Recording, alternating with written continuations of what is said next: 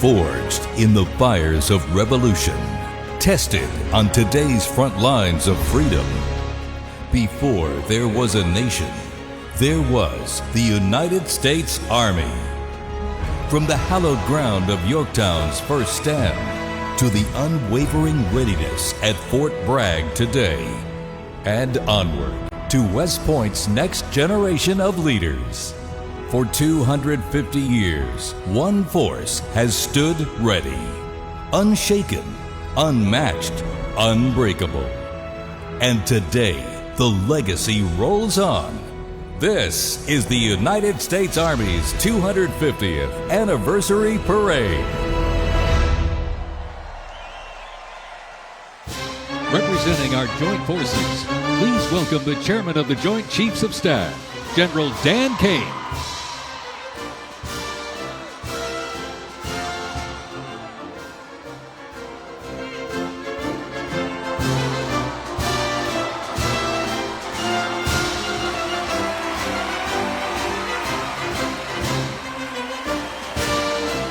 Joining us, the Secretary of the Army. Please welcome the Honorable Daniel P. Driscoll.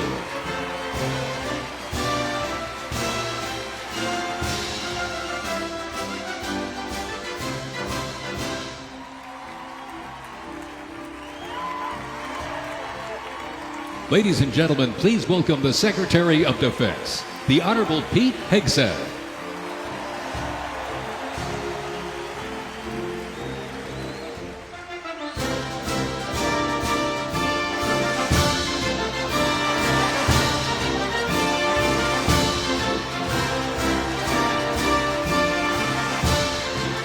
Ladies and gentlemen, the Vice President of the United States, J.D. Vance, accompanied by the Second Lady of the United States, Usha Vance, and their 3 children.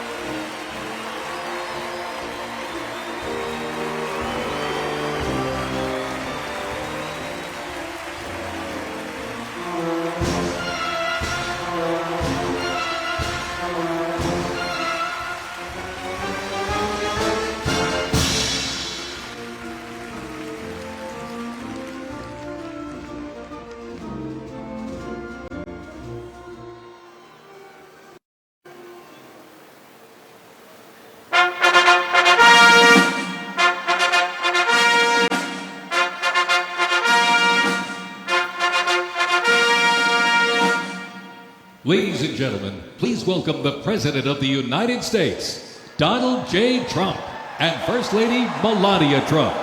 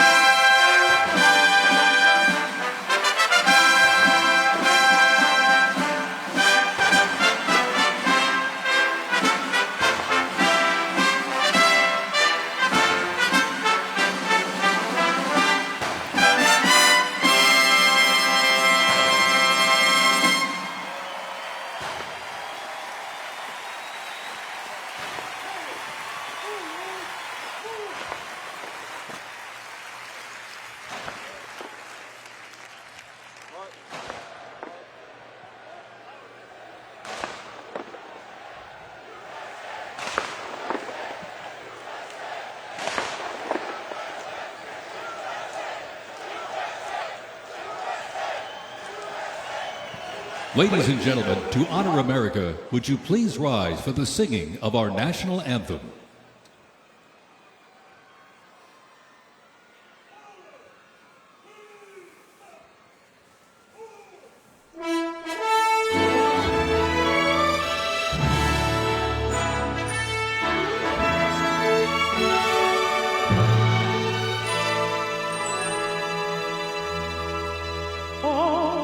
Say, can you see by the dawn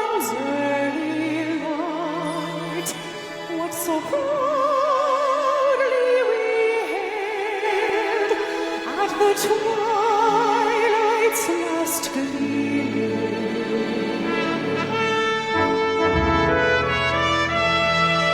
whose broad stripes and bright stars through the perilous fight, where the ramparts we watched were so gallantly streaming.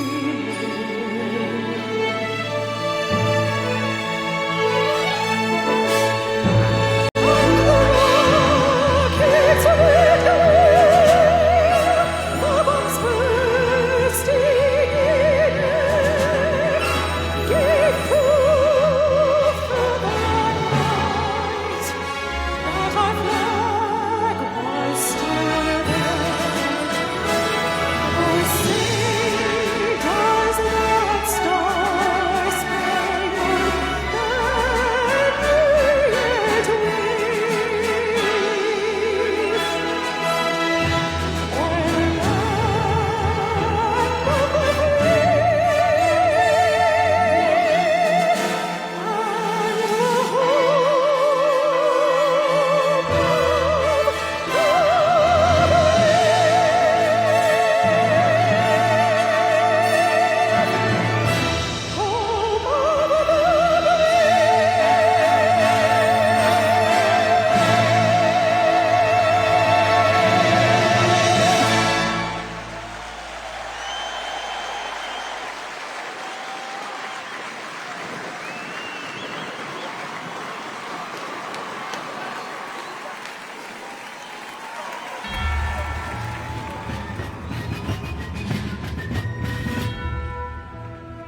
Before we even had a country, we had an army.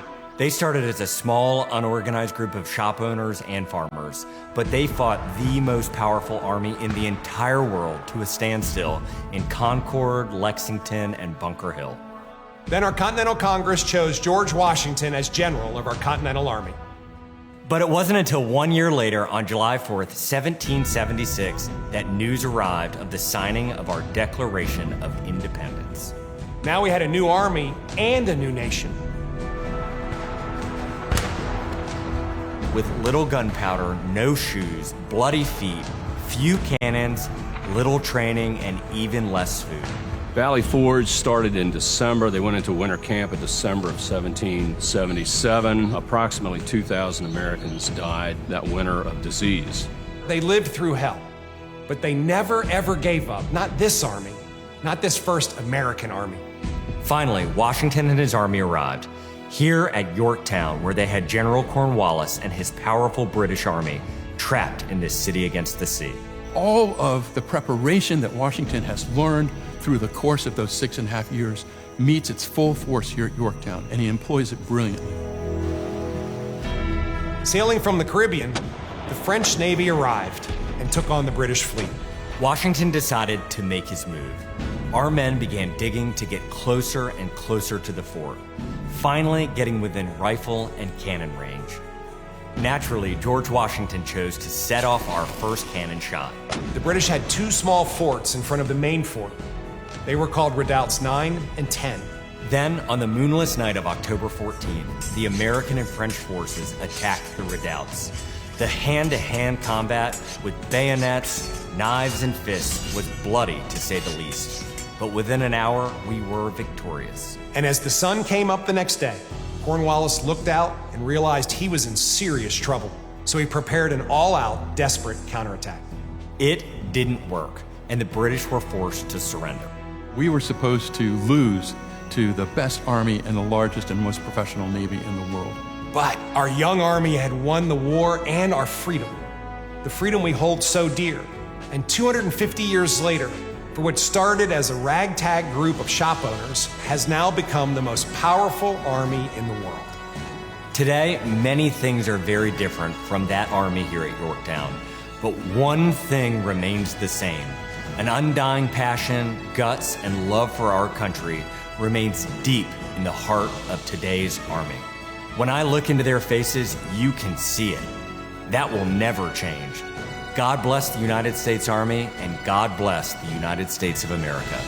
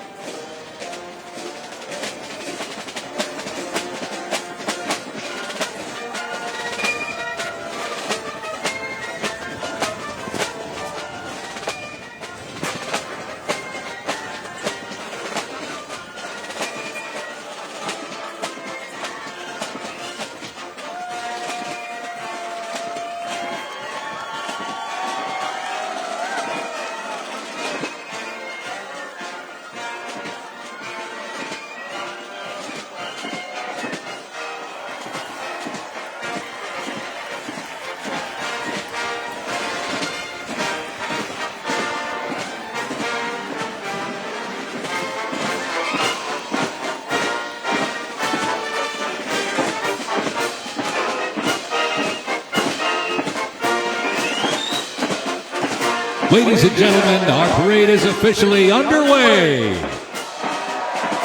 Up first, internationally renowned as one of the world's finest professional music organizations, the United States Army Band, Pershing Zone. They are the premier music organization of the U.S. Army, our nation's most senior service. Stationed at Joint Base Meyer-Henderson Hall, Virginia, it plays an important musical role in events of national and international significance. They were founded back in 1922 by Army Chief of Staff John J. Pershing. They're led today by Colonel Bruce R. Pulver and Drum Major Rob Moore. Today, Pershing Zone is playing a melody entitled The Army Goes Rolling Along. This was actually written in 1908 by the then Lieutenant Edmund Louis Snitz Gruber, which was a descendant of Franz Gruber, who composed Silent Night. It was originally written to be the 5th Artillery Regimental song titled The Caissons Go Rolling Along, and in 1956 the lyrics were revised by Harold Arberg as the official song of the U.S. Army, and then retitled The Army Goes Rolling Along. Pershing Zone carries on its century-old legacy, playing a march that brings pride to every soldier, the Army Song. The 3rd Infantry Regiment is the oldest active duty unit in the U.S. Army. Established back in 1784, the unit was dubbed the Old Guard by Major General Winfield Scott during a victory parade in Mexico City after the Mexican War. It is the U.S. Army's official ceremonial unit and presidential escort, conducting year-round tactical training to ensure the highest standards and utmost discipline of its soldiers. The unit routinely represents the U.S. Army and our nation in official ceremonies, major sporting events, and the U.S. Army's own Twilight Tattoo. The Old Guard also maintains 24-hour vigil of the Tomb of the Unknown Soldier, while also conducting funeral services honoring our fallen heroes in Arlington National Cemetery. The regiment's 50 campaign streamer stand is a testament to its long, faithful service to our nation. Ladies and gentlemen, the 3rd Infantry Regiment, the Old Guard.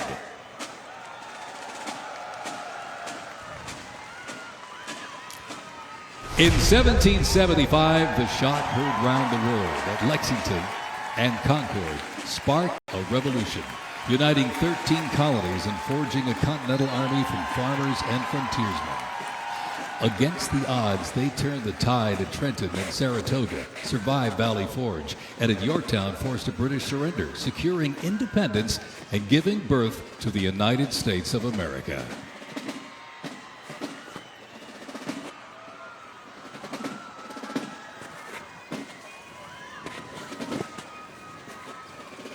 Before radios and field phones, sound was the signal.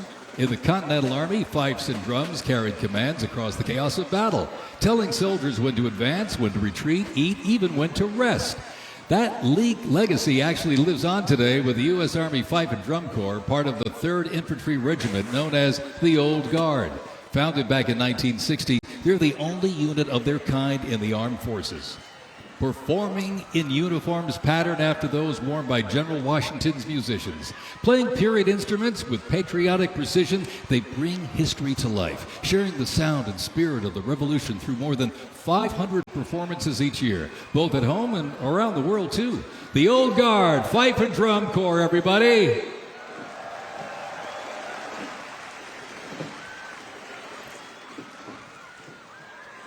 And now, from high above, ladies and gentlemen, celebrating 250 years, your United States Army parachute team, the Golden Knights.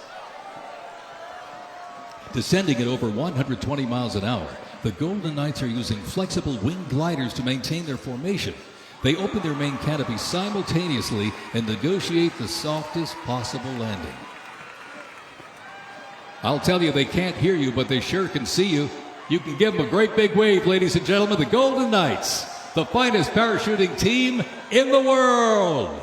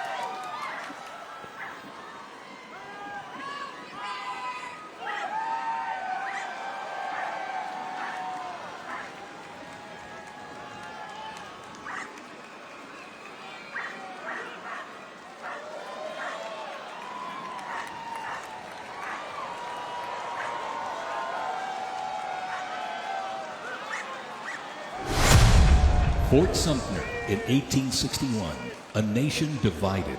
Over 4 brutal years, nearly 2 million soldiers fought to preserve the Union. Among them, 5 future presidents and the first recipients of a brand new military decoration, the Medal of Honor. With independence won, our nation's westward expansion began. The Army moved in step, guarding settlers as native scouts lit the way. Immigrants joined the cause, and the Buffalo Soldiers etched a legacy of grit and honor across the American frontier.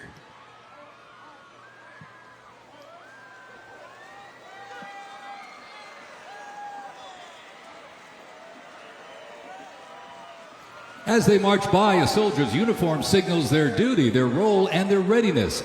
And by the late 1850s, official regulations outlined distinct looks, shaping the Army's identity and function across the force. Soldiers were issued 2 coats. One, a short sack coat for work and battle, with brass buttons and colored trim that marked their rank.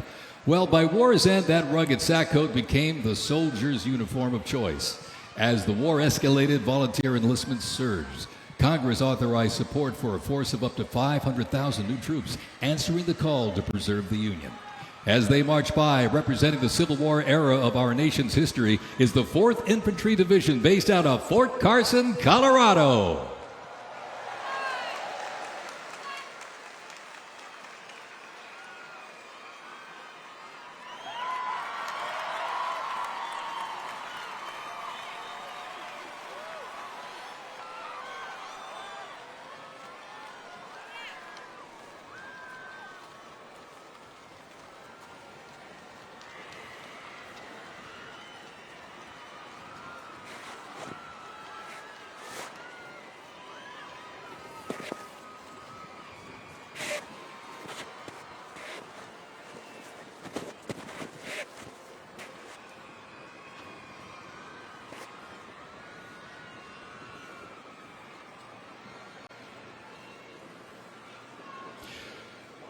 From Port Cavazos, Texas, home of legends, the 1st Cavalry Division rides with pride. Born from the thunder of horse cavalry traditions of the Civil War, the 1st team forged its reputation on the front lines of history. They stormed Manila with the flying column, charged into Pyongyang as the first to breach the line and face the brutal crucible of Ia Drang, the first of 13 named campaigns in Vietnam where they proved their mettle. Today, that same warrior spirit lives on. You'll know the name, and you'll know them by their iconic Cav hats, elite soldiers, and cutting-edge equipment. Tough, fit, fearless. The 1st Cavalry Division is a lethal, disciplined force that stands ready to fight and win anywhere, anytime, and the legacy rides on. This is the Cav.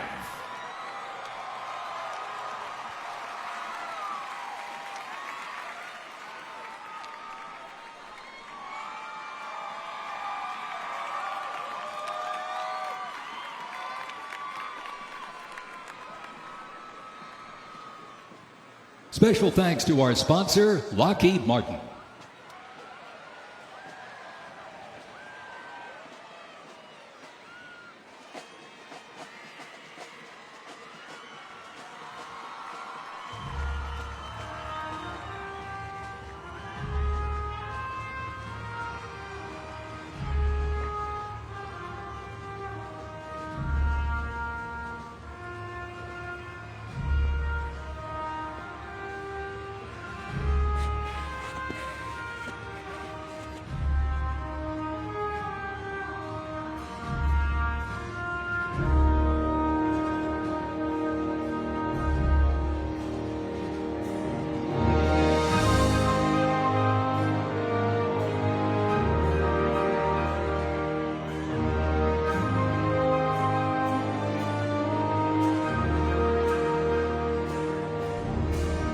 In 1914, years of escalating competition between European alliances culminate in the outbreak of the First World War.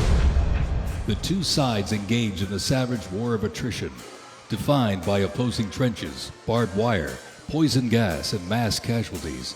The United States initially maintained its neutrality, but was eventually drawn into the conflict in 1917. Despite having less than 130,000 soldiers at the beginning, the Army eventually grew to over 4 million, with nearly 2 million soldiers serving in Europe. In 6 months of fighting, nearly 50,000 Americans lost their lives, with another 190,000 wounded.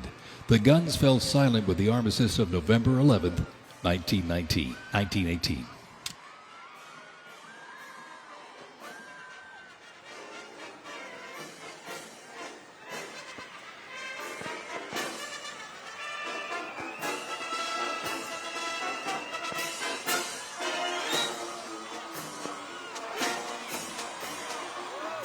We continue on with more USA World War I rolling stock.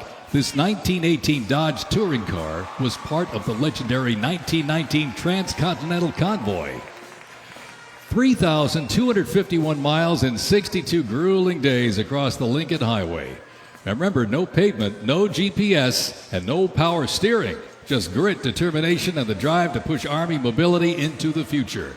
This car literally helped pave the way for the roads we rely on today, and reminds us when the Army moves, the nation follows. The 1918 Dodge Touring Car.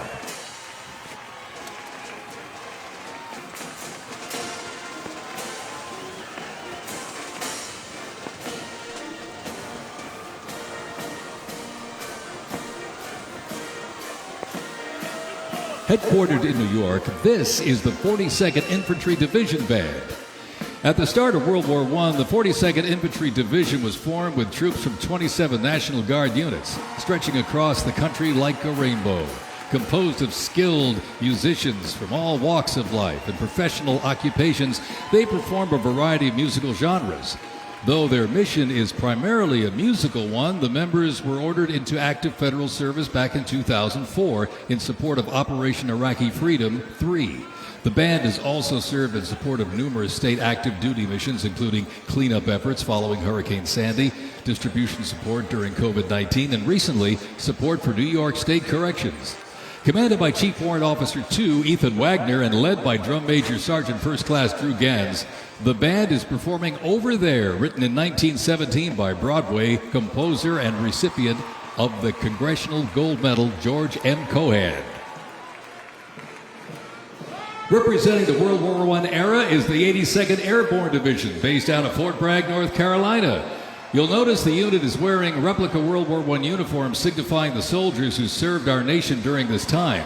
When the Americans entered the Great War, our soldiers under the command of General Blackjack Pershing hit the trenches in the new standard. It was the olive drab winter service uniform. Now on their heads you'll see a steel helmet with sand-textured paint built to deflect deadly shrapnel from above. Not bulletproof, but battle tough. Nicknamed the Pershing boot, on their feet was the M918 1918 French boot. It was designed to survive the brutal grind of trench warfare. And on their backs, the field pack, rations, ammo, first aid, and a gas mask. Everything a doughboy needed to fight and to win.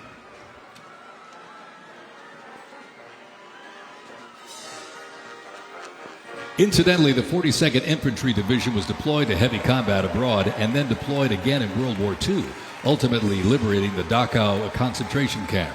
The 42nd responded to the terrorist attacks on 9/11. Later, with the war on terrorism, the rainbow stretched across the world again, deploying in Iraq and Afghanistan.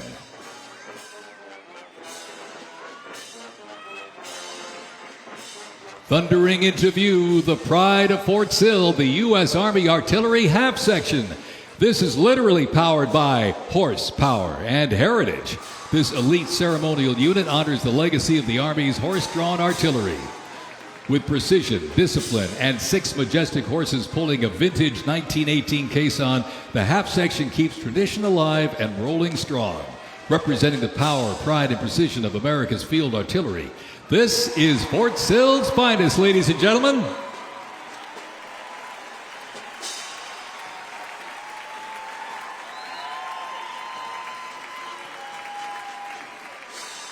Special thanks to our sponsor, Form Energy.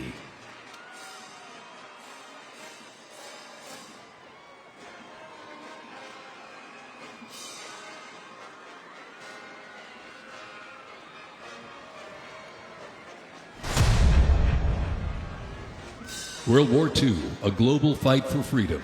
In history's darkest hour, the United States Army was on the front lines. From the beaches of Normandy to the islands of the Pacific, the greatest generation faced down tyranny and turned the tide.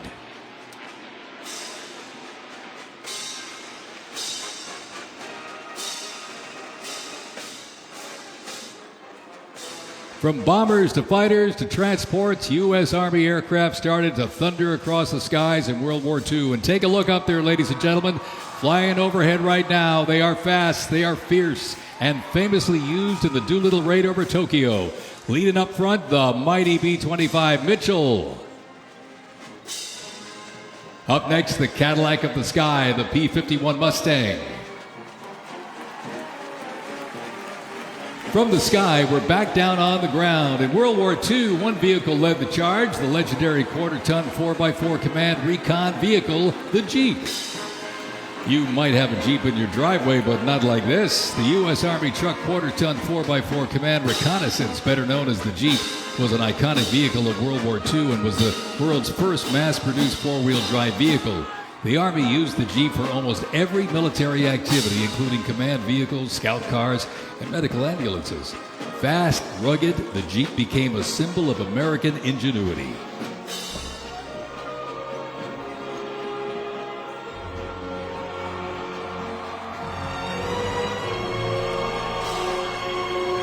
From Fort Bragg, North Carolina, this is the 82nd Airborne Ceremonial Band.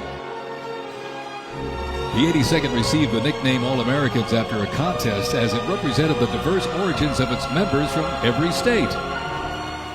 This name remains today symbolized by their iconic AA patch. Fort Bragg's finest, ladies and gentlemen.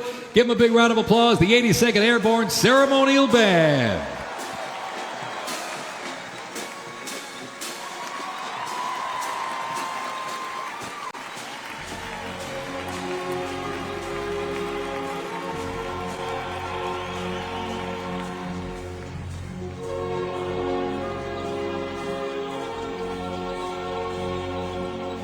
In a global fight like World War II, the U.S. Army knew our troops needed more than courage.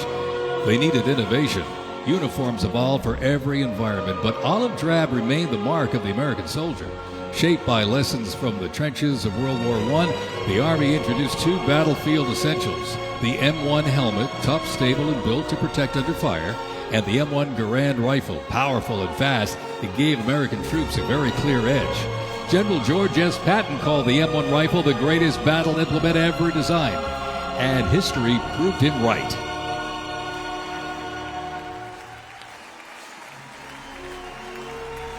The 82nd Airborne Division. The unit is best known for their bravery on D-Day, when 12,000 parachute and glider troops destroyed German supply lines after fighting for 33 days straight.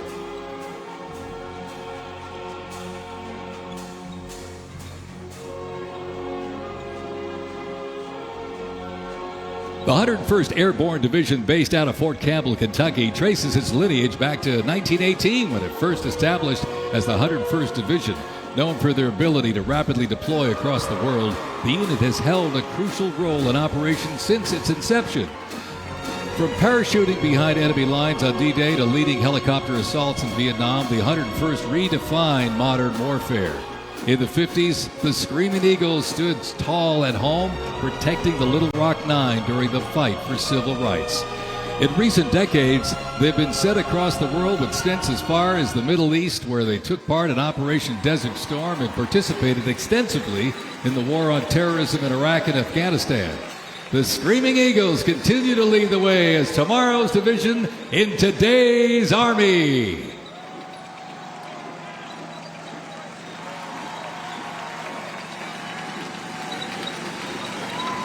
The iconic Sherman tank is here, ladies and gentlemen. It was the cornerstone of the U.S. Armed Forces, showing its military might in World War II. It became one of the most influential tank designs of the 20th century. The M4 tank was nicknamed the Sherman tank after Civil War General William Tecumseh Sherman. Actually, it was named by the British. With almost 50,000 produced during World War II, the Sherman tank was in active service until 1957.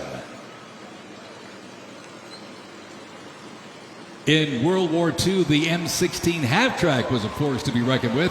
It was a self-propelled anti-aircraft weapon with speed, firepower, and grit. Nicknamed the Meat Chopper, its quad 50 caliber mount could unleash 2,300 rounds a minute. Quite devastating. It served through Korea, Vietnam, and beyond, and remains in use in U.S. allies to this day. The M16 half-track brings the fight wherever it rolls.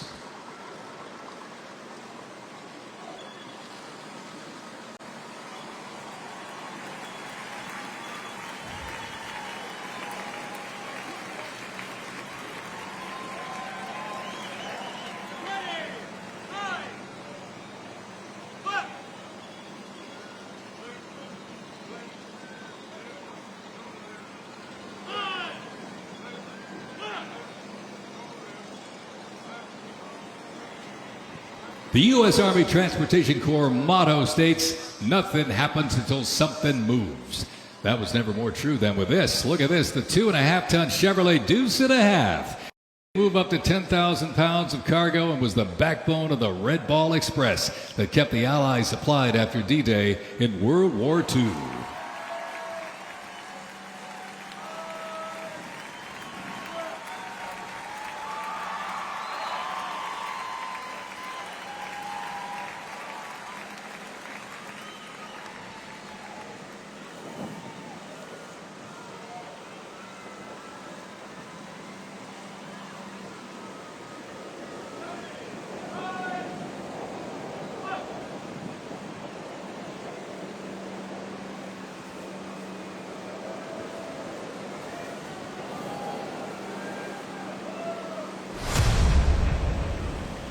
The Korean War, often referred to as the Forgotten War, began on June 25, 1950, with the North Korean Army's invasion of South Korea. A coalition of South Korea, the United States, and other United Nations members defeated the invasion and advanced into North Korea. The coalition fought and defeated two Chinese offensives in the spring of 1951. Armistice negotiations began shortly after that defeat in July of 1951 until the armistice was signed 2 years later in 1953. Combat consisted of small attacks, raids, and patrolling. During this war, the United States deployed approximately 6.8 million military forces to the Korean Peninsula.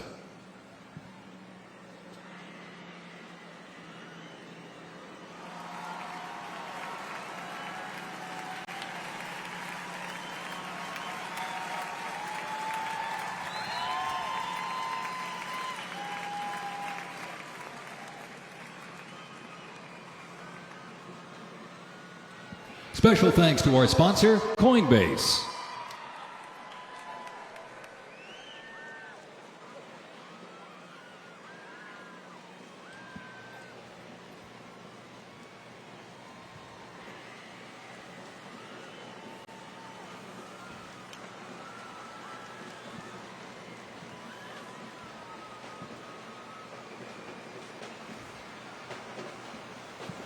The M151 kept rolling along as the lightweight, high-mobility general-purpose vehicle replacing the famed World War II Jeep back in 1961. Officially named the Military Utility Tactical Truck, or MUT, most servicemen generally referred to it as a Jeep. The vehicle spanned more than 40 years in 4 manufacturers and were everywhere that the Army was deployed.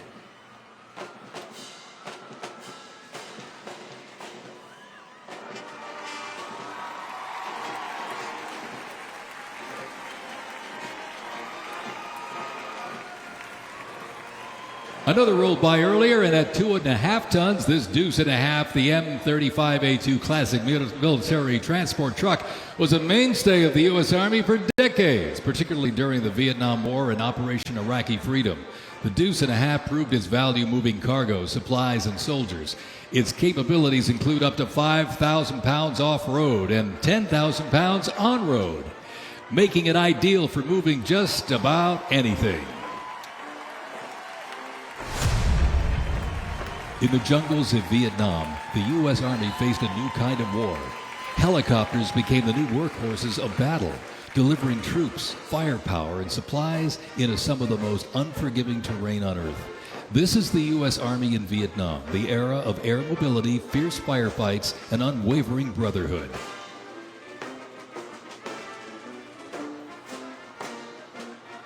And over the music marching through, the roar of these legendary Army helicopters takes to the air. Flying overhead right now, they help define the Vietnam War. That staccato beat of the rotor blades was a welcome sound to many troops mired in combat. From transport and medevac to close air support and reconnaissance, they brought the fight to the front and pulled the wounded to safety. The OH-6 Cayuse scouted the terrain with unmatched agility. The AH-1 Cobra, also nicknamed the Snake, brought serious firepower. Its slim design, as you can see here, helped it survive and thrive in hostile environments to protect soldiers below.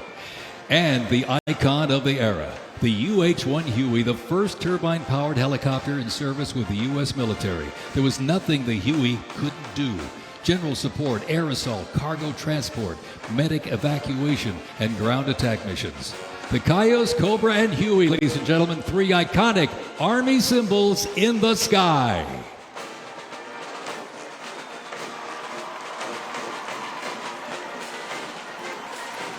The 1st Cavalry Division Band, based out of Fort Cavazos, Texas, has played a vital role in U.S. military history. Since its origins back in 1855 as the band of the 2nd Cavalry, it has supported operations from the Civil War to Desert Storm.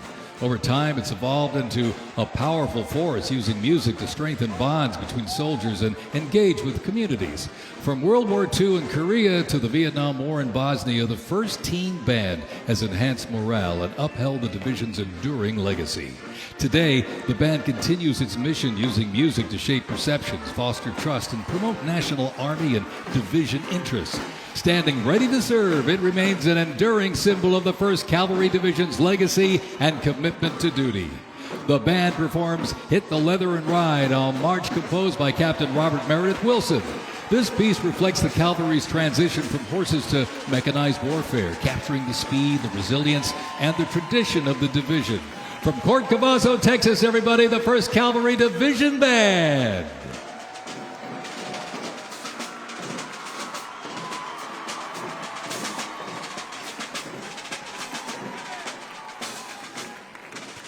The U.S. Army deployed large numbers of troops in support of the Vietnam War.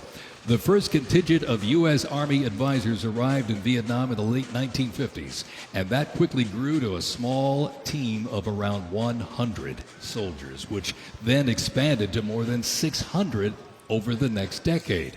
As the war intensified, troops' numbers quickly grew as the war between the South Vietnamese government and the communist insurgents supported by North Vietnam intensified. By January 1969, more than 364,200 soldiers organized around 7 divisions and 20 separate combat brigades. The United States began withdrawing its forces in July of 1969, and the last Army combat unit left South Vietnam in August of '71.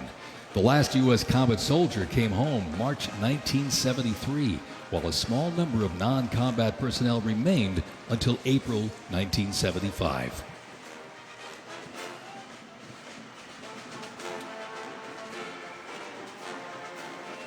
Representing the Vietnam War era is the 101st Airborne Division based out of Fort Campbell, Kentucky. The unit is wearing replica Vietnam War uniforms signifying the soldiers who served our nation during this time. Blistering heat, thick humidity, and unforgiving terrain demanded uniform innovation, and the Army, they delivered. New lightweight uniforms were constructed to move with the soldier. The M16 replaced the M1 Garand, calling for redesigned ammo gear and faster reloads in combat. Body armor got smarter, jackets and trousers got lighter, and field equipment was reimagined to meet the mission head-on. Gone were the heavy Mickey Mouse boots, replaced by canvas tropical combat boots that offered better grip, faster drying, and all-day endurance.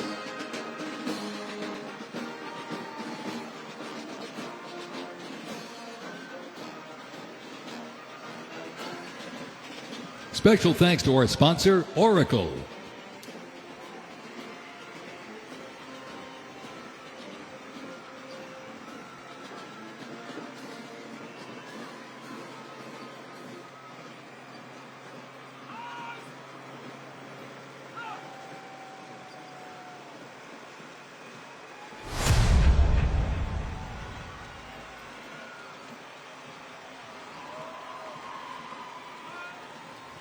When Saddam Hussein's Iraq invaded Kuwait in August 1990, the U.S. Army deployed to Saudi Arabia to deter further Iraqi aggression in the region for what was known as Operation Desert Shield. By the fall, more than 750,000 troops comprising U.S. service members and coalition partners from more than 30 countries had assembled in the Saudi Arabian desert. In mid-January 1991, the U.S.-led coalition began Operation Desert Storm, which kicked off with an intensive air campaign designed to knock out key Iraqi infrastructure and weaken Iraqi forces. The ground offensive was launched in early 1991, where military forces overwhelmingly destroyed enemy tanks and vehicles. After only 100 hours of ground combat, coalition troops liberated Kuwait, and the Gulf War ended with Iraq's surrender.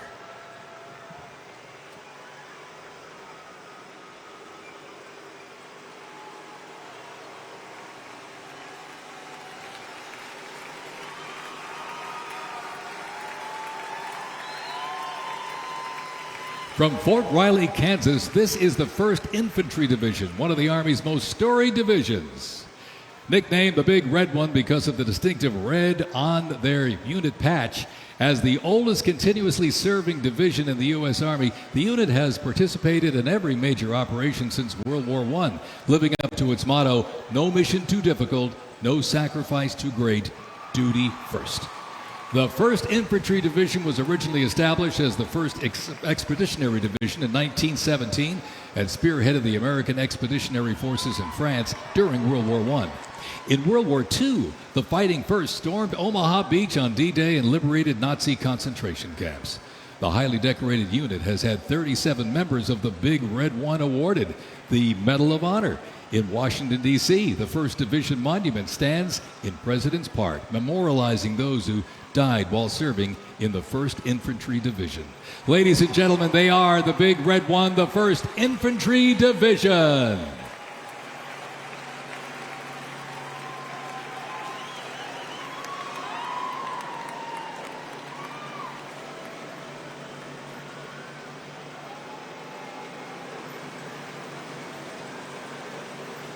More military rolling stock. During Operation Desert Storm, the M2 Bradley fighting vehicle proved its value on the battlefield. It is fast, it is tough, and it is lethal. Named for General Omar Bradley, a leader from West Point's famed class of 1916, the Bradley was built to carry troops into combat with protection and power. Armed with a 25mm chain-driven cannon and twin-tube-launched optically tacked wire-guided missiles, it played a critical role in clearing the way during the ground assault into Iraq. While the Paladin looks and sounds like a tank, it is technically a self-propelled howitzer and was first introduced back in the 1960s.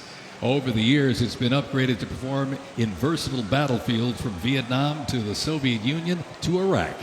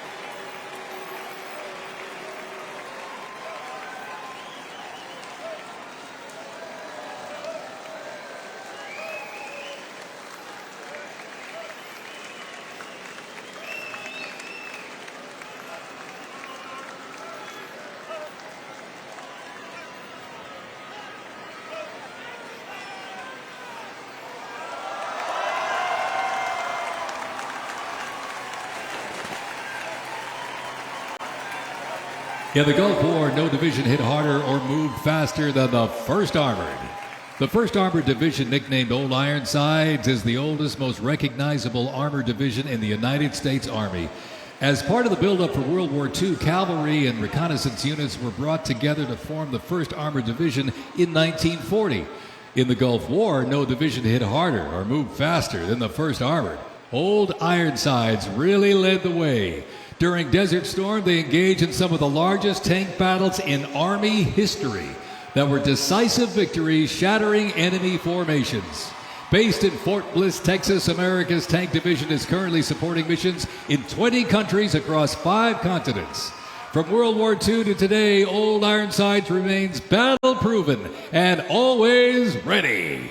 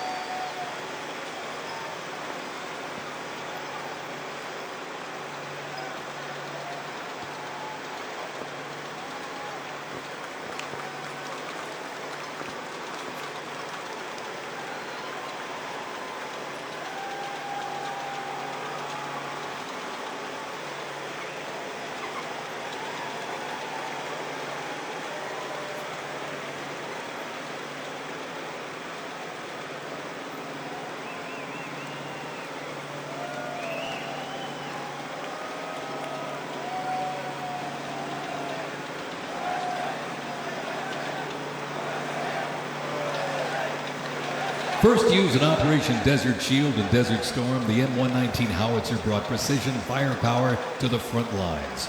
Lighter and more mobile than larger artillery, it was built for the infantry brigade, able to fire high into the air or directly at the target depending on the mission. Whether used in battery formation or as a standalone support weapon, the M119 delivered reliable, responsible fire when it mattered most. Still in service today, including on the front lines in Ukraine, it remains a trusted part of the Army's arsenal.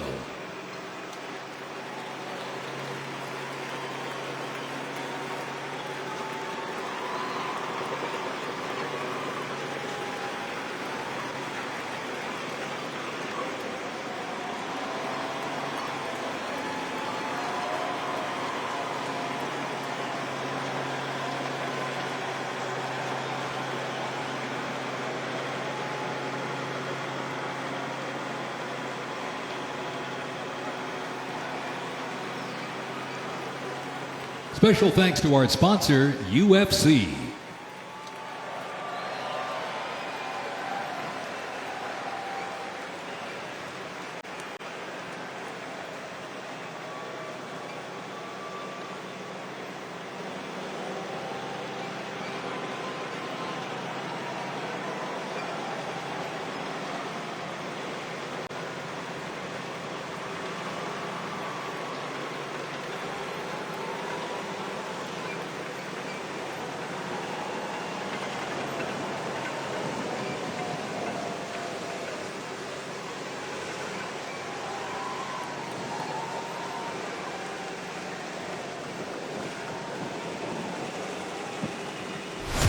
On September 11, 2001, terrorists destroyed the World Trade Center in New York City and struck the Pentagon in Washington, D.C. using commercial airliners. In response, the U.S. launched the global war on terrorism. The U.S. would stop potential threats around the world and take the fight to terrorist groups and the nations that back them. The Army immediately deployed forces to Afghanistan to destroy Osama bin Laden's al-Qaeda terrorist organization and depose his sponsors, the ruling Taliban. The 2003 President Bush expanded the war to Iraq. Soldiers and other armed services overthrew Iraq's dictator Saddam Hussein. The fight to stabilize Iraq and prevent terrorist groups from overthrowing its new government continues to this day. The campaign in Afghanistan lasted until 2021 when U.S. forces withdrew and the Taliban returned to power. Over the course of the two-decade conflict, over 2 million servicemen and women, less than 1% of the American population, deployed in support of the global war on terrorism. Most of those who served were members of the United States Army.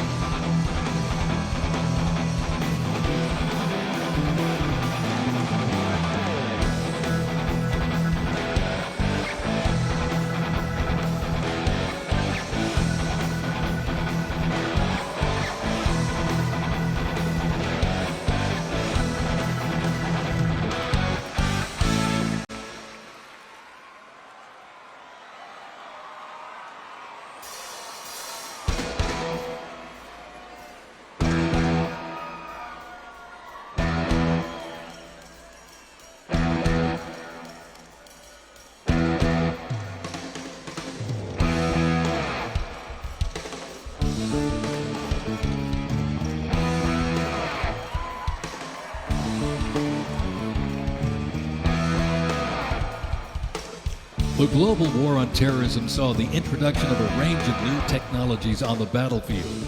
The 8-wheeled Stryker armored combat vehicle is the first new military vehicle to enter service in the U.S. Army since the Abrams tank back in the 1980s. The vehicle was developed to fill a gap in the Army's inventory between a lighter infantry and heavy armored unit. The Stryker armored combat vehicle enables the team to maneuver in close and urban terrain, plus provide protection in open terrain and transport infantry quickly to critical battlefield positions. The first Stryker vehicles were fielded back in 2002 with the first Stryker Brigade combat team deploying to Iraq in 2003.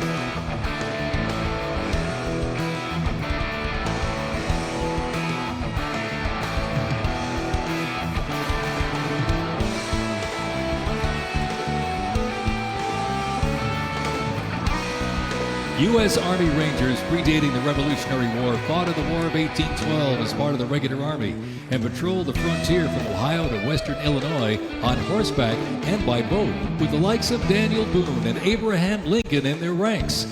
After the 9/11 terrorist attacks, Rangers were called upon to lead the way in the global war on terrorism. As part of the U.S. Army Special Operations Command, the 75th Ranger Regiment, based out of Fort Bragg, North Carolina, represents a lethal, agile, and flexible force capable of conducting many complex joint special operations missions.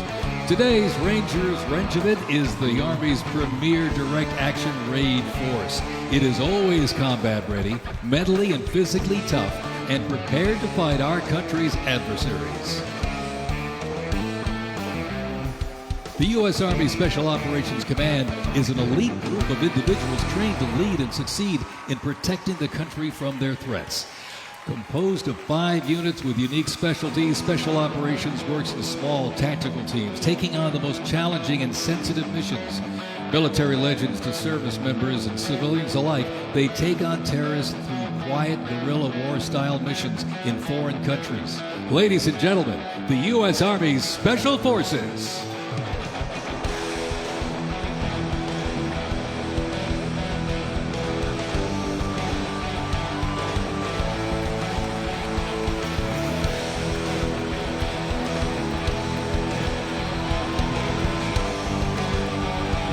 The Stryker Brigade Combat Team combines the capacity for rapid deployment with survivability and tactical mobility. Adaptability and continuous transformation to overcome our enemies is vital. Fighting an elusive enemy in distant places and at home requires new tools such as unmanned aerial vehicles for surveillance and the Blue Force Tracker to see real-time details of troop movements. The United States does not face the challenging international environment alone. Our network of allies and partners is an advantage that our adversaries can never hope to match. Over 80 nations have fought alongside the United States or assisted it during the global war on terrorism.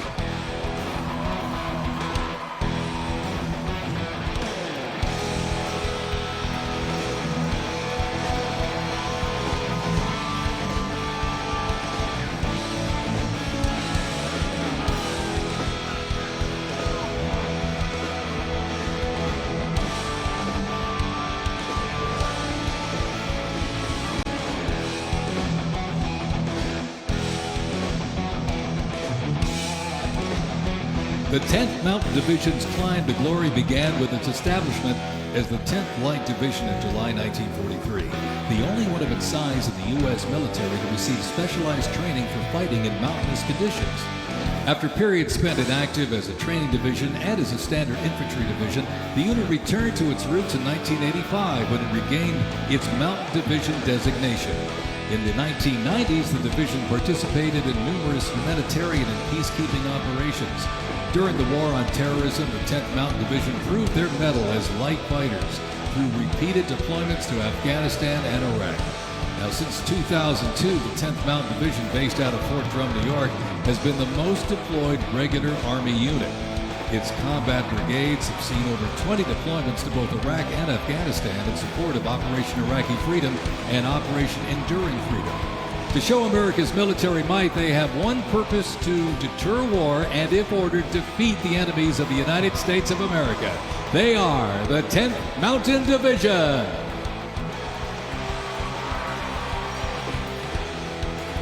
Investments in cutting-edge systems, drone technology, and AI-powered capabilities strengthen the force, equipping soldiers with tools they need to protect the country and defend democracy. The Army has 8 Stryker Brigade combat teams, 6 in the active component and 2 in the National Guard. More than 2/3 of the 7,000 servicemen and women who sacrificed their lives fighting the global war on terrorism were part of one of the Army's 3 branches: active duty forces, the Army Reserve, and the Army National Guard. The Army is continuously transforming to deter aggression to ensure our adversaries cannot outrange or outpace us.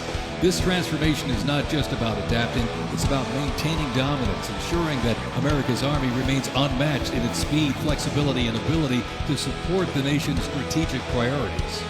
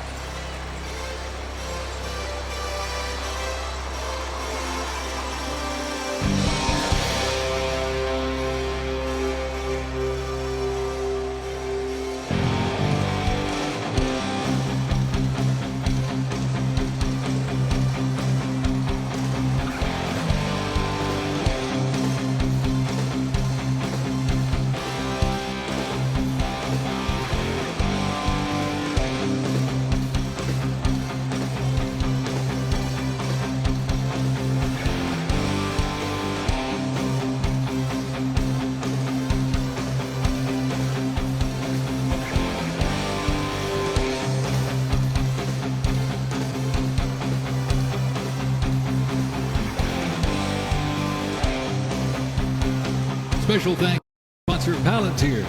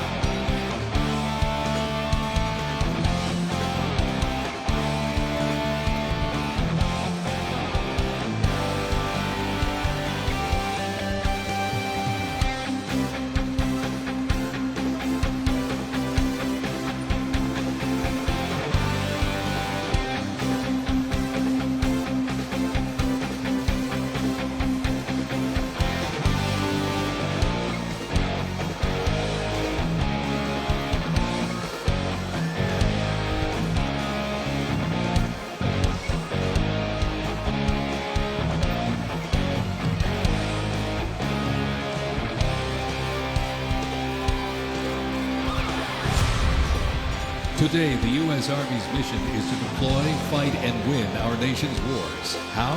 By securing ready, prompt, and sustained land dominance by Army forces across the full spectrum of the conflict as part of the Joint Force.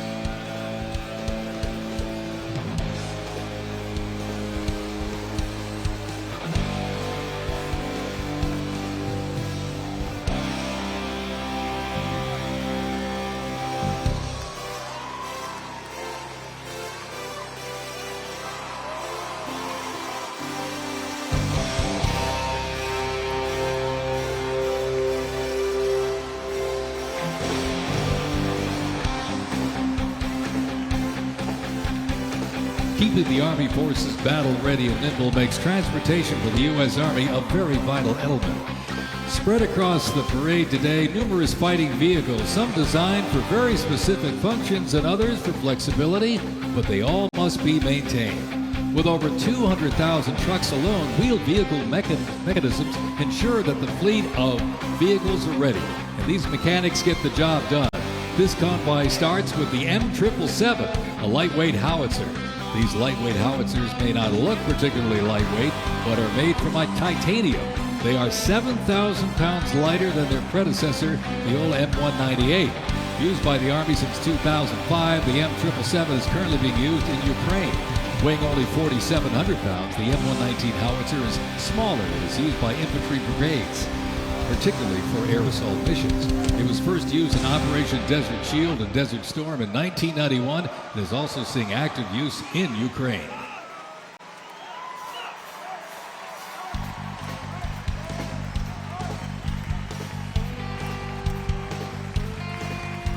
The 7th Infantry Division, stationed at Joint Base Lewis McChord, has been seeing continuous combat action ever since activation in World War I. From Europe to the Aleutian Islands, Japan, Korea, Afghanistan, and the Pacific, the Bayonet Division boasts a proud history of answering the call of its motto, "Trust in Me," with resolute dedication. Sent to deployments and conflicts around the globe since it was founded, the division returned to Fort Lewis in 1971, its first time on American soil since 1934. The 7th Division, originally called the Hourglass Division due to their patch design, gained the nickname Bayonet Division during their deployment to Korea in June of 1950. At Incheon Landing and during the liberation of Seoul, they were credited with plunging the bayonet into the heart of the enemy, with 13 members of the division receiving the Medal of Honor. The 7th enables and sustains the combat readiness of 2 Stryker Brigade combat teams and a Combat Aviation Brigade.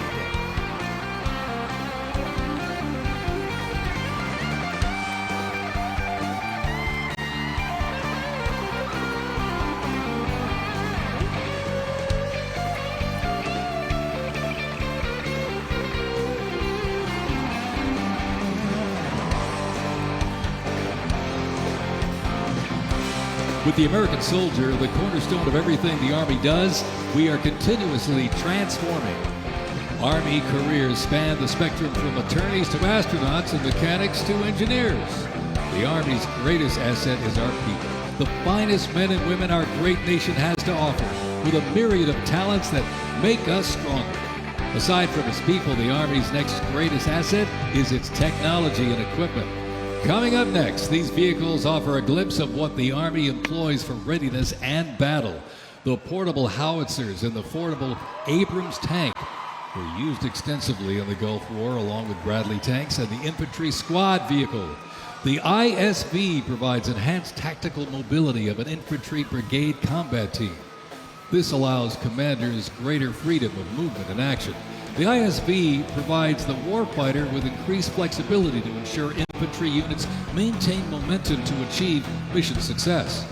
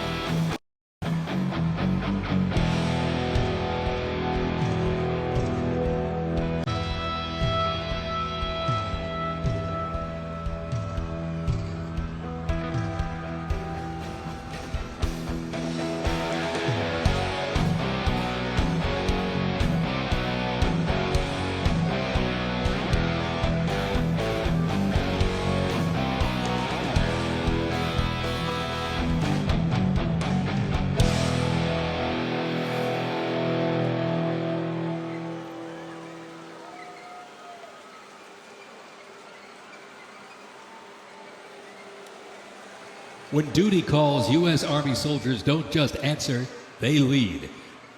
From Fort Bragg, witness a powerful demonstration of strength, purpose, and the unmatched capability of today's Army.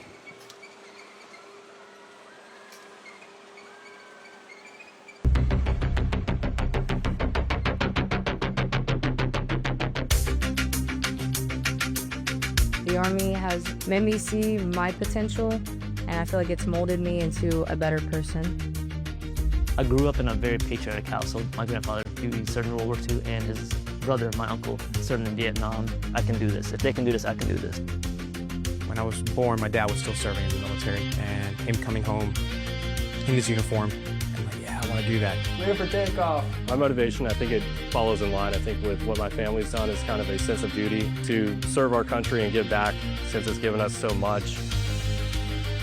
I'm a very, let's say, timid person, but definitely helped me become a more confident person.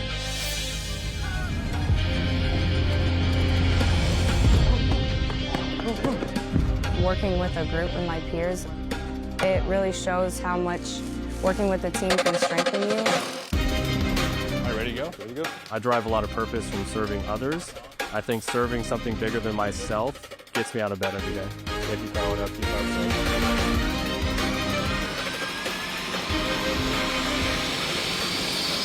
I definitely pushed myself further than I ever thought I could go. I joined the military service because I want to deploy. That's my main goal, is deploy, deploy, deploy. If we get the call, we have to go somewhere, we'll do what needs to be done. That's just the way we operate here.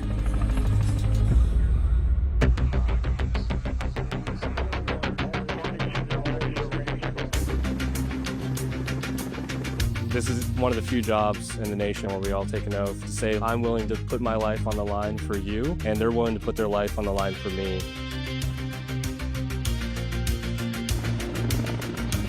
This is what we train for. This is what we're going to do. My team leaders and squad leaders, they know exactly what to do. Check equipment, check weapons, check ammo.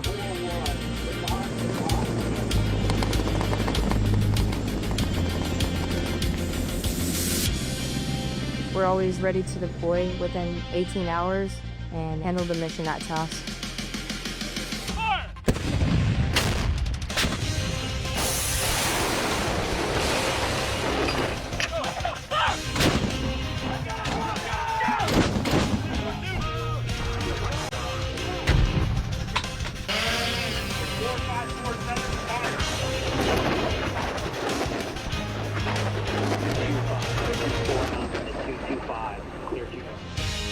We jump so frequently so that our jump masters and paratroopers are ready to deploy.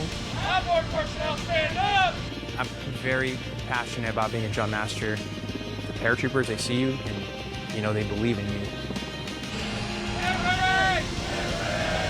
I love to instill that confidence with my passion into those paratroopers. It's a rush. It's great.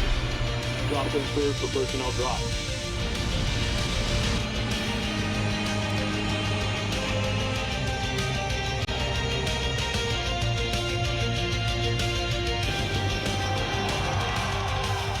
This week we honor 250 years of valor and glory and triumph by the greatest fighting force ever to walk the face of the earth, the United States Army. For 2.5 centuries, our soldiers have marched into the raging fires of battle and obliterated America's enemies. I love the Army. It is a great place to set yourself up for success, to prepare yourself for the future. God bless you, God bless our soldiers, and God bless the U.S. Army.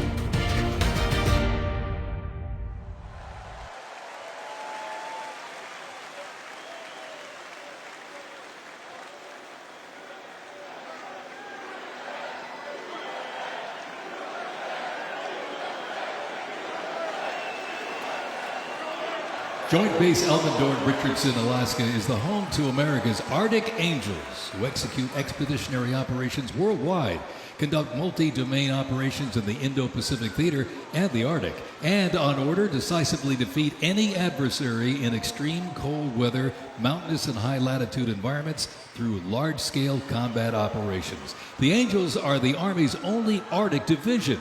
Masters of Arctic warfare, the 11th serves worldwide in all climates. Established in November of 1942, the Angels of the 11th Airborne Division led the way in the Philippines during World War II and spearheaded an amphibious invasion of Luzon and distinguished themselves during the liberation of Manila. After periods spent inactive and stationed in Germany from 1963 to 65, the division operated as the 11th Air Assault Division with the mission of testing and refining the Army's helicopter-centric air mobility doctrine. Activated once again in June of 2022, they remain dedicated to defending America's interests throughout the Arctic, in Alaska, and beyond. The 11th Airborne Division, America's Arctic Angels.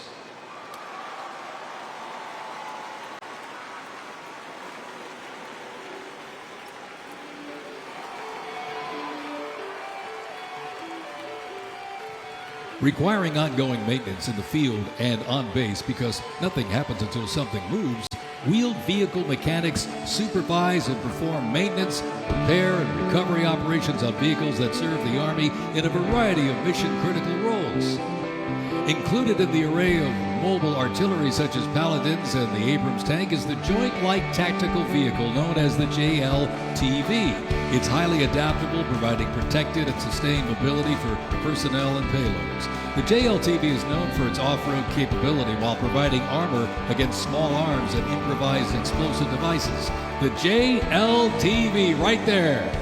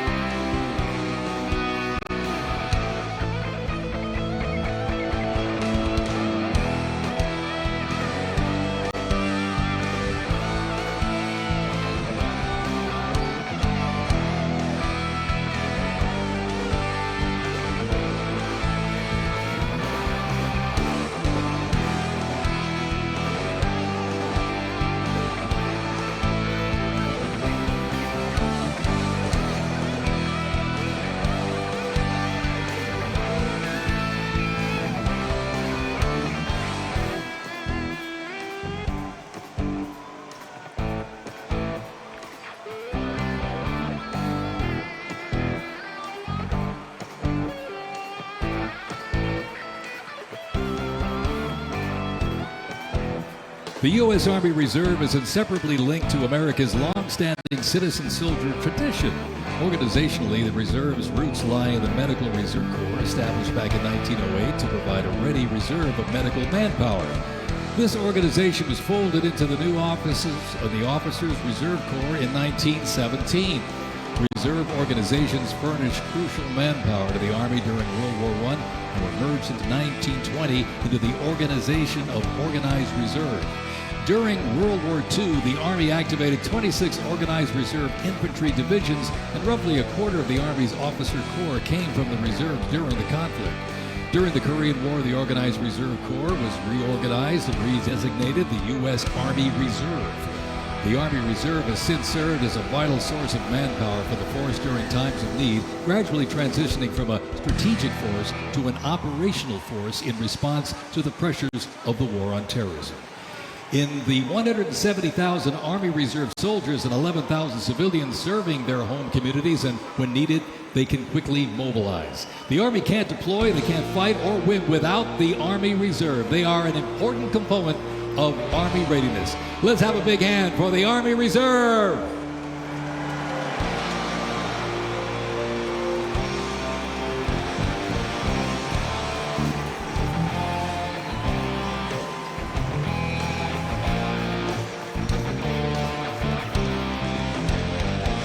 Today and tomorrow's Army looks to increase safety and survivability, create efficiency, and streamline processes.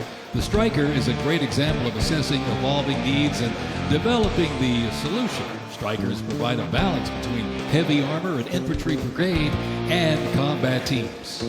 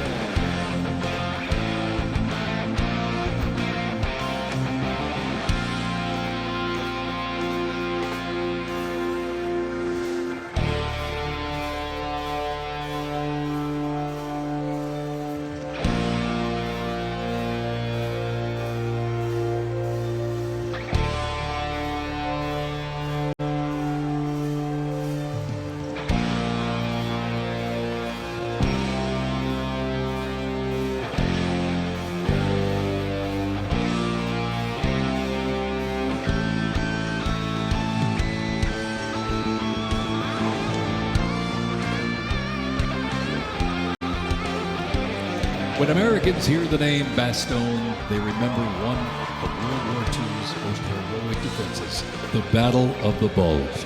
Surrounded by German forces in the frozen forests of Belgium in December 1944, soldiers of the 101st Airborne held the line.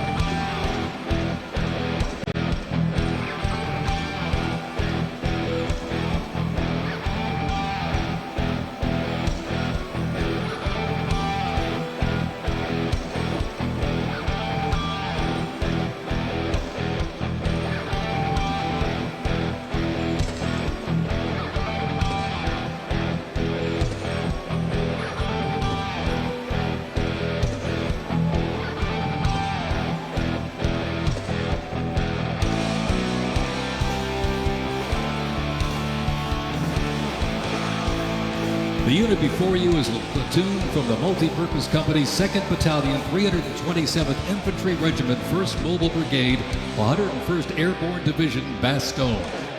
They are showcasing the Army's Transformation in Contact Initiative, a program that allows the Army to rapidly test, evaluate, and equip our soldiers with the newest technologies.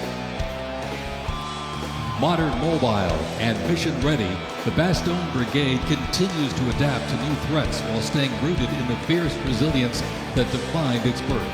They are carrying the next-generation squad weapons, the XM7 and XM250, both equipped with the XM157 optic.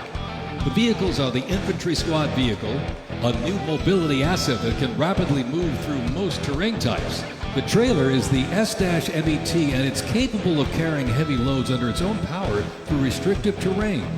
This platoon is equipped with 3 types of small unmanned aerial systems. They are the Ghost X, located on the S-MET, the C-100, and right above us there, the X-10D, which are flying above the formation right now.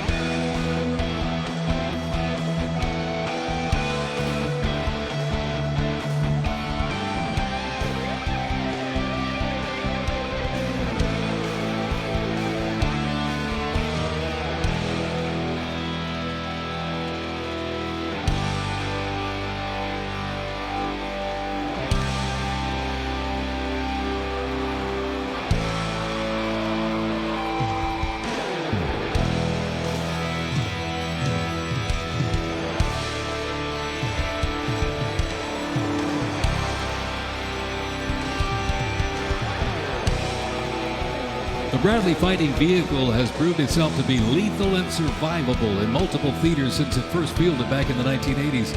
Designed as a troop transport, tank killer, and to match speed with an Abrams tank, the Bradley is a fierce fighting machine. The Bradley accompanies American troops often with the M1A1 Abrams tank, nicknamed the Beast and Whispering Death because of its firepower, accuracy while moving, and its stealth. Together, they offer mobility and firepower, a fearsome combination.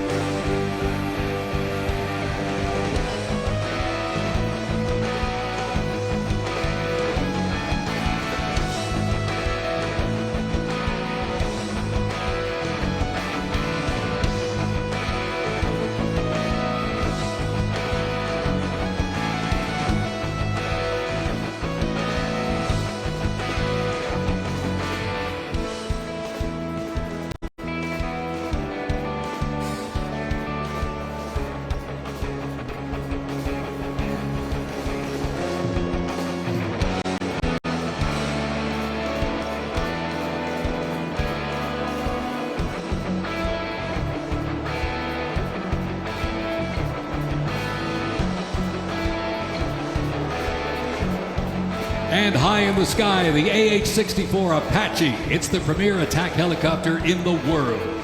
The Apache entered service in the mid-1980s and continues to evolve and modify to meet worldwide threats. It can deliver intense fire on the battlefield with an array of aerial rockets, guided Hellfire missiles, along with 30mm cannon fire.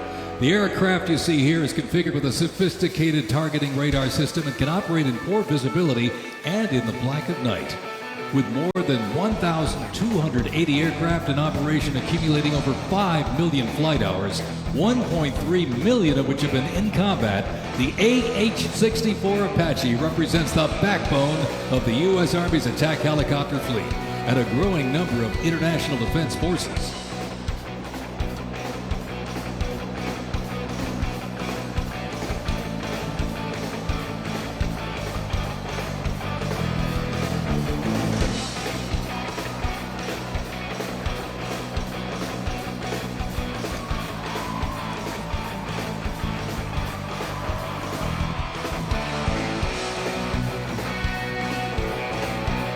Special thanks to our sponsor, Lockheed Martin.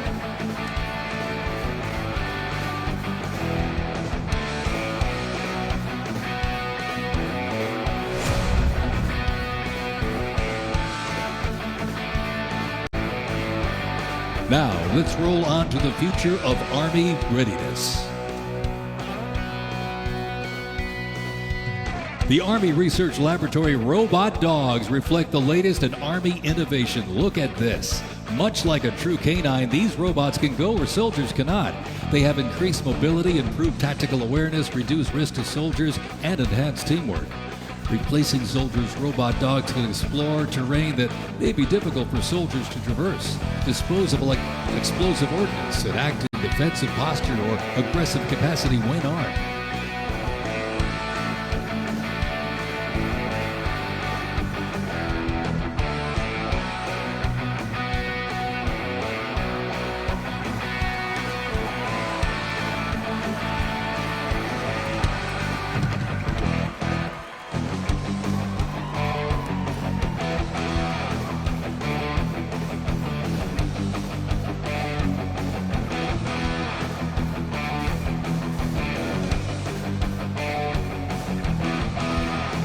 The Ghost Robot Dog is another innovation that can adapt seamlessly for various missions from recon to bomb recognition.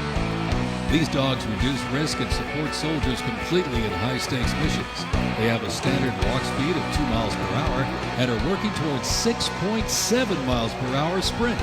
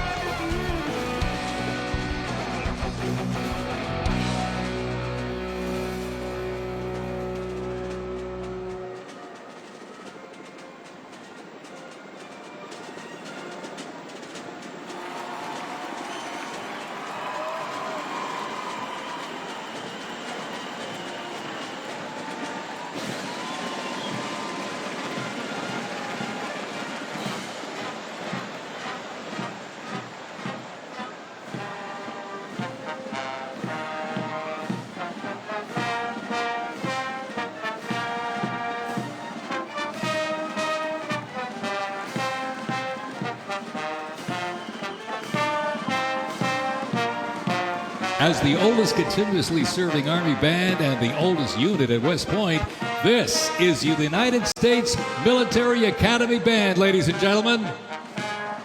The West Point Band traces its history to a single drummer and fifer appointed by George Washington during the American Revolution.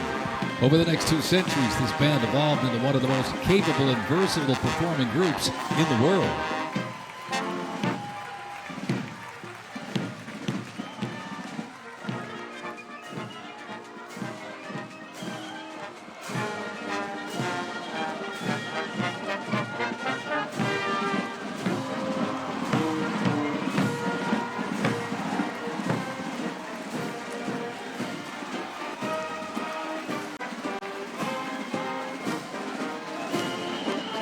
one of the most prestigious institutions in the world where leadership is forged and duty becomes destiny.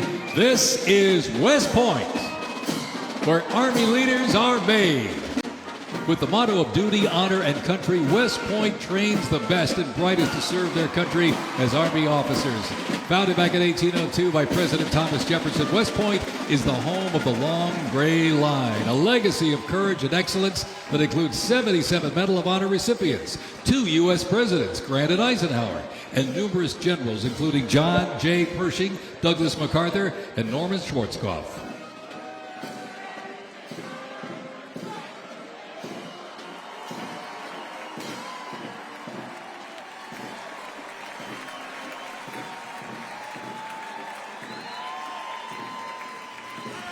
Upon entering the United States Army, all recruits undergo initial entry training, a highly intense and a challenging training period aimed at developing a soldier's physical and mental toughness, instill discipline, train them in essential combat skills, and foster teamwork.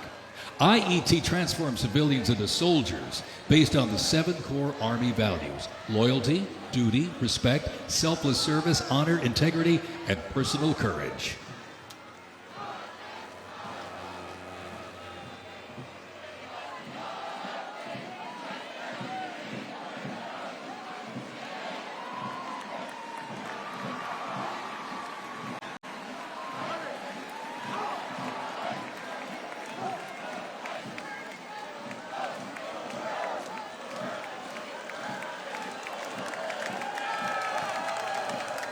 The Virginia Military Institute, on a mission to produce citizen soldiers, men and women educated for civilian life, prepared to serve their country in the armed forces.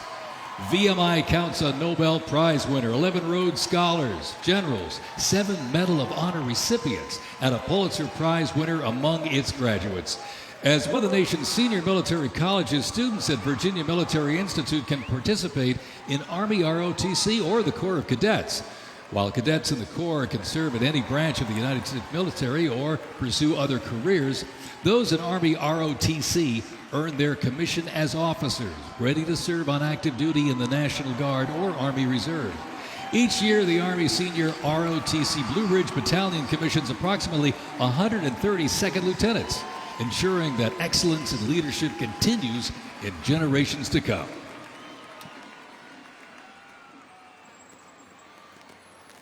The Citadel, the Military College of South Carolina, offers students the opportunity to participate in Army ROTC or the historic Corps of Cadets.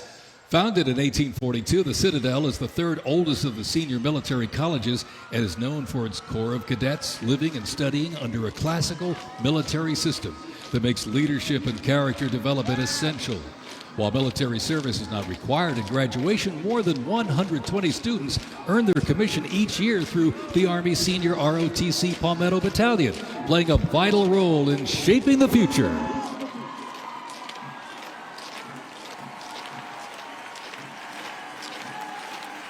As one of the nation's senior military colleges, Texas A&M University is home to both Army ROTC and the renowned Corps of Cadets.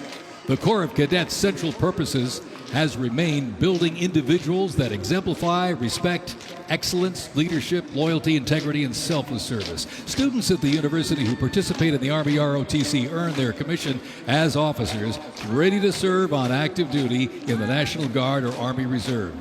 Each year, the Army Senior ROTC Warrior Training Battalion at Texas A&M proudly commissions more than 90 second lieutenants and is honored to shape the future leaders of the U.S. Army.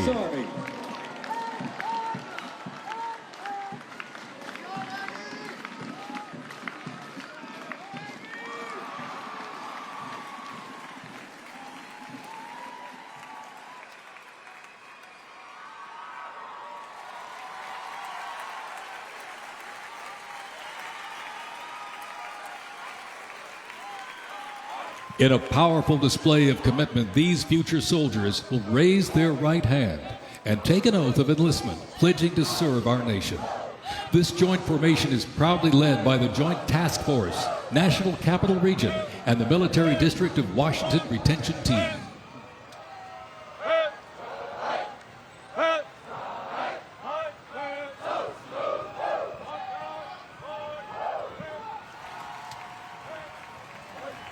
Shaping tomorrow's Army, West Point's most inspiring cadets remind us that America's future is courageous and in capable hands.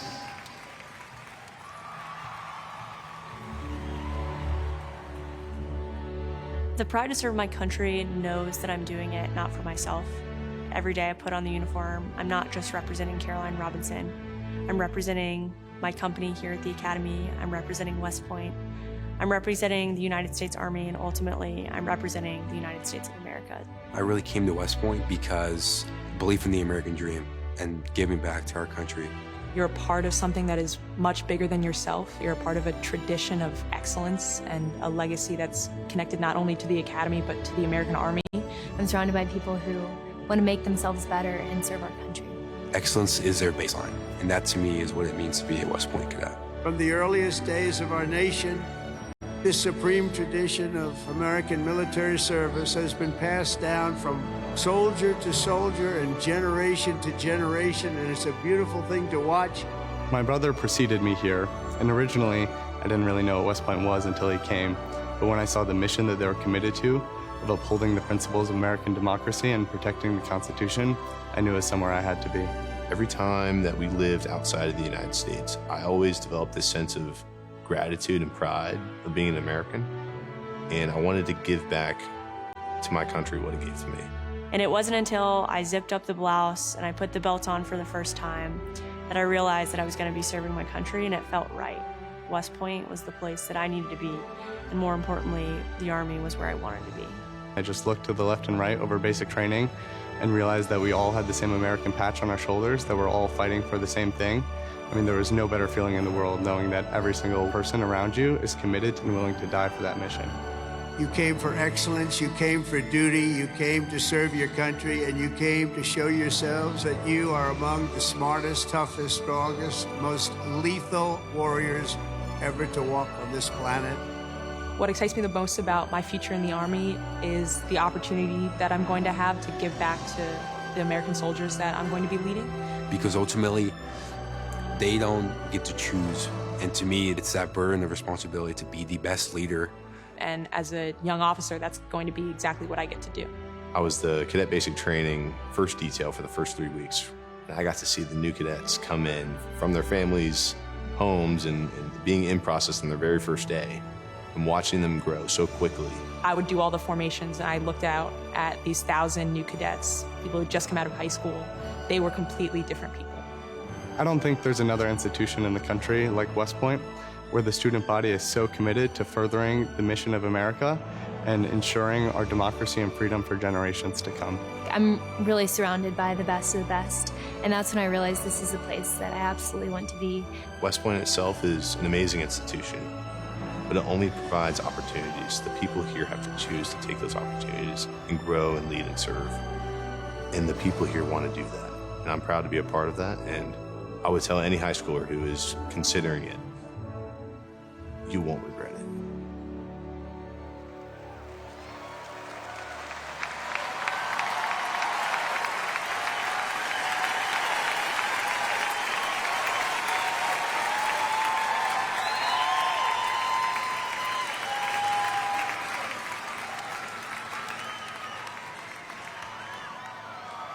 Left. Pace. Mr. President, First Sergeant Norton reporting for duty, sir. Ready to commence the ceremony as directed. I state your name. I Do solemnly swear that I will support and defend the Constitution of the United States of America against all enemies, foreign and domestic, that I will bear true faith and allegiance to the same, and that I will obey the orders of the President of the United States and the orders of the officers appointed over me according to regulations and the Uniform Code of Military Justice. So help me God. So help me God. Congratulations, congratulations. Welcome to the United States Army, and have a great life. Thank you very much. Have a great life. Thank you.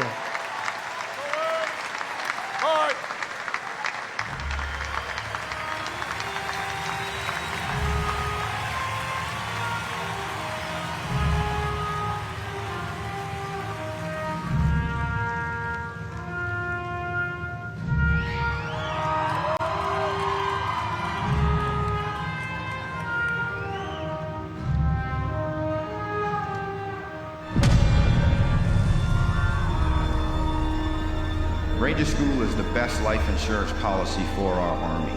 It will always end with two people facing off with each other, and we need young leaders to be able to close with and destroy the enemy and defend our nation's interests forward. Surrender is not a Ranger word. It's not an option. I know that I'm not going to be able to get to do this again. This is my chance. It all starts at the legendary Ranger School, the crucible where these elite warriors are forged. It has been described as the longest approved gut check in the Army. Over 62 days, students will patrol hundreds of miles over mountains and through swamps under the crushing weight of their equipment.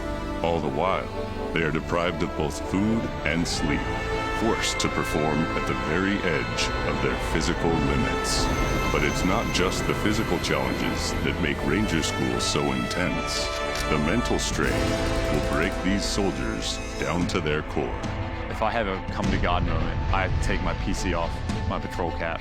And on the inside of that, my commander gave me a Ranger tab, the yellow and black one that you get during graduation. And I pinned it to the inside of my PC. Ranger School is not for the faint of heart, but for those who are up to the challenge, it is the ultimate proving ground. They already didn't have enough beds for the people in our company. And our eyes reminded us that we don't have enough beds because there's not going to be this many people by tomorrow. Just a slight reminder that there's too many of you anyways, and not all of you are going to pass. Rangers, if you don't figure it out, you're about to get another casualty. It's completely different than what people would think Ranger School is like, but you can't put that into words, so it's hard to tell somebody something that you have to experience for yourself. They got a saying, it's called as the tab turns. So Ranger School is continuing to change and to develop, but at the end of the day, it is the same, right? They're always going to put you in scenarios that is going to test with your ability to actually make decisions on the ground. As you go through Ranger School, it is a gut check. It's going to check you out. And what's going to get you through it is whether you have it or not. Thousands and thousands of soldiers train all their lives to come here, prepare themselves to come to Ranger School, and only a few hundred leave here every class with the tab. It's not for everyone. I'm not going to leave until I get it, so just buckle down, stop complaining, and just get the job done.